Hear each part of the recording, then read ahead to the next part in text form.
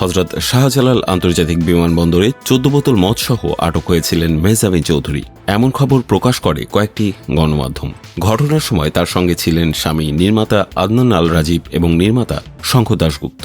অভিযোগ ওঠে তাদের লাগেজে ১৪ বোতল মদ পাওয়া গেলেও রহস্যজনক কারণে বিমানবন্দর কর্তৃপক্ষ বিষয়টি প্রকাশ না করে ছেড়ে দেয়। ঘটনাটি পরে গণমাধ্যমে ছড়িয়ে পড়লে আলোচনার মুখে পড়েন অভিনেত্রী।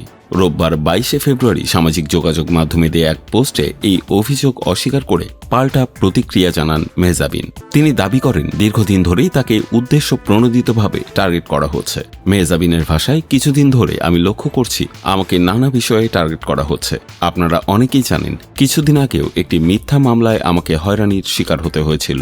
বিজ্ঞ আদালত সেই মামলা থেকে আমাকে অব্যাহতি দিয়েছেন, সত্য প্রতিষ্ঠিত হয়েছে। তিনি বলেন, আমি যখন নতুন করে কাজে মনোনিবেশ করছি ঠিক তখনই আবার আমার মানহানি করার চেষ্টা করা হচ্ছে।